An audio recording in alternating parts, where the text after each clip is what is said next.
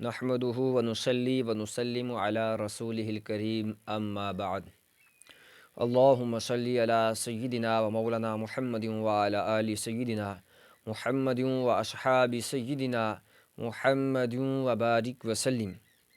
حضرات، ہم بات کر رہے تھے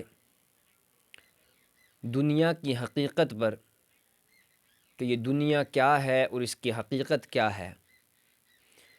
اگر بندہ اس دنیا میں آ کر کے اپنا جی اس دنیا سے لگا لے اور اپنی آخرت کو بھول جائے تو انسان بے حد خسارے میں اور نقصان میں رہتا ہے۔ اللہ کے نبی سید دو عالم صلی اللہ علیہ وآلہ وسلم نے ارشاد فرمایا اس دنیا ہی کے متعلق کہ یہ دنیا انسان کو اگر اپنے اندر پھنسا لے اور پھنسا کر کے اس بندے کو آخرت سے دور کر دے، فکر آخرت سے دور کر دے تو اس بندے کا کیا حال ہوتا ہے۔ میرے اور آپ کے آقا سید دو عالم صلی اللہ علیہ وآلہ وسلم نے ارشاد فرمایا، بخاری اور مسلم کی حدیث ہے، فرمایا فواللہ للفقر اخشى علیکم ولکن اخشى علیکم ان تبسط علیکم الدنیا۔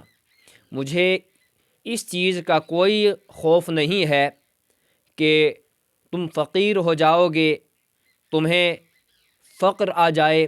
فرمایا اس بات کا مجھے کوئی خوف نہیں ہے، مجھے اس چیز کا خوف ہے کہ تمہارے لیے دنیا کشادہ کر دی جائے، تمہارے لیے دنیا کشادہ کی جائے۔ اور فرمایا کیسے؟ کہ فرمایا کما بسطت علی من کان قبلکم، جس طرح تم سے پہلے لوگوں پہ دنیا کشادہ کر دی گئی تھی۔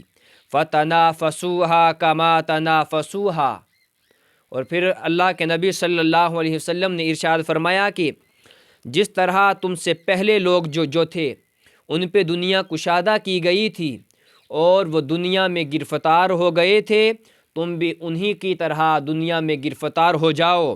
وَتُهْلِكَكُمْ كَمَا أَهْلَكَتْهُمْ، اور تم بھی اسی طرح سے ہلاک ہو جاؤ، اسی طرح سے ہلاک کر دیے جاؤ جس طرح کہ تم سے پہلے لوگ ہلاک کر دیے گئے تھے۔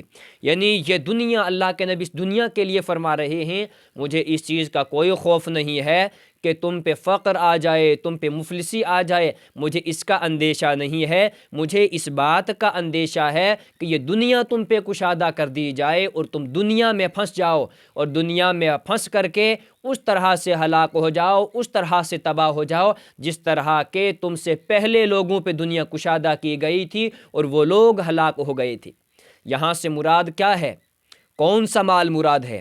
یہاں سے وہ مال مراد ہے کہ جو ضرورت سے زائد ہو، اور وہ پھر وہ مال بندے کو اتنا دنیا میں پھنسا دے کہ بندہ اپنی آخرت کو بھول جائے، بندہ اپنی قبر کو بھول جائے، بندہ اپنی آخرت کو بھول جائے۔ ایک اور دوسری حدیث میں اللہ کے نبی صلی اللہ علیہ وآلہ وسلم کا ارشاد ہے، پیارے آقا نے ارشاد فرمایا حب الدنیا رأس کل خطیئۃ، کہ یہ جو دنیا کی محبت ہے، دنیا کی محبت ہر برائی کی جڑ ہے، ہر گناہ کی جڑ ہے۔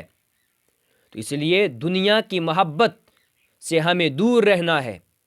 اور ایک اور حدیث ہے، میرے اور آپ کے آقا صلی اللہ علیہ وسلم نے ارشاد فرمایا کہ مال جو ہے، مال اس بندے کے لیے نقصان دہ ہے کہ جو بندہ اپنی آخرت کو بھول جائے، اپنا دل دنیا ہی سے لگا لے۔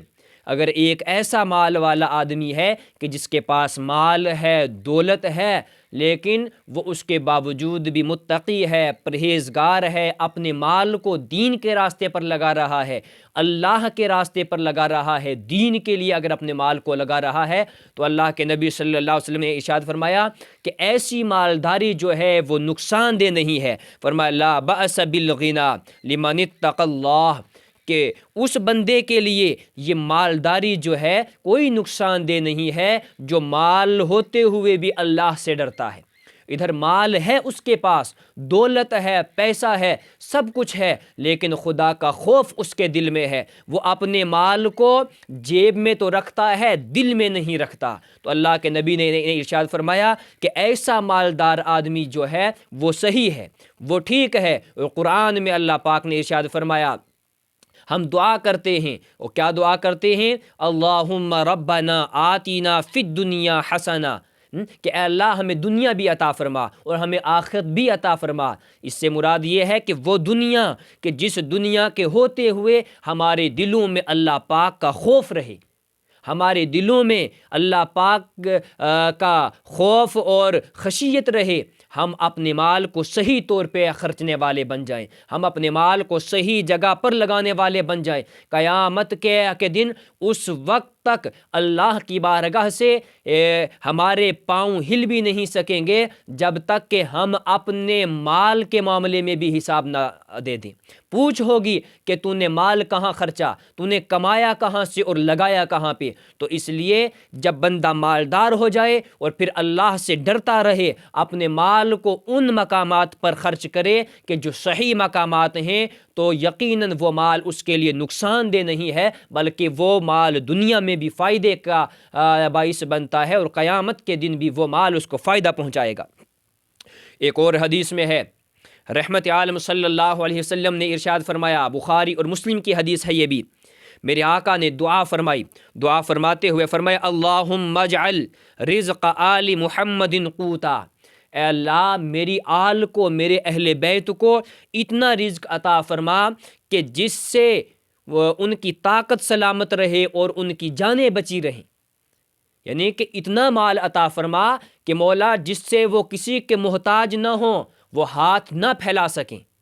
اور جب زیادہ مال آتا ہے، اکثر ایسا ہوتا ہے کہ جس بندے کے پاس زیادہ مال ہوتا ہے، زیادہ دولت ہوتی ہے، وہ اللہ سے دور ہو جایا کرتی ہے، ان میں تکبر آ جایا کرتا ہے، ان میں گھمنڈ آ جایا کرتا ہے۔ اور جب بندے کے پاس اتنا مال ہوتا ہے کہ جس سے اس کا گھر چل سکے، اس کے بیوی بچوں کا پیٹ پل سکے، تو وہ اللہ کا شکر ادا کرتا ہے۔ جب زیادہ مال آ جاتا ہے، زیادہ مال آنے کے بعد اگر بندہ ناشکری کرنے لگتا ہے، تو وہ بندہ کل قیامت کے دن کامیاب نہیں ہو سکے گا۔ اس لیے رحمت عالم صلی اللہ علیہ وسلم نے دعا فرمائی کہ اے اللہ میرے اہل بیت کو اتنا رزق عطا فرما کہ جس سے ان کی زندگی چل سکے، جس سے ان کی جانیں بچ سکیں، اور جس کی وجہ سے وہ دوسروں کے سامنے ہاتھ نہ پھیلائیں۔ اس لیے کہ جو مال والے ہوں ان کو اللہ کا شکر ادا کرنا چاہیے، اپنے مال کو صحیح طور پر خرچ کرنا چاہیے۔ ایک اور حدیث ہے، مسلم شریف کی حدیث ہے، میرے اور آپ کے آقا سید دو عالم صلی اللہ علیہ وآلہ وسلم نے ارشاد فرمایا کہ وہ بندہ کامیاب ہو گیا، من اسلم، کہ جس نے اسلام قبول کیا، اور پھر جتنا رزق اس کو دیا گیا اس پر اس نے قناعت کر لی، اس پہ وہ راضی ہو گیا، جتنا رزق اس کو دیا گیا اس رزق پر راضی ہو گیا، اور اللہ کا شکر ادا کیا کہ اے پروردگار عالم تیرا شکر ہے، تو نے مجھے جتنا رزق دیا ہے میں اسی میں راضی ہوں۔ اللہ کے پیارے حبیب ارشاد فرما رہے ہیں کہ ایسا آدمی کامیاب ہے۔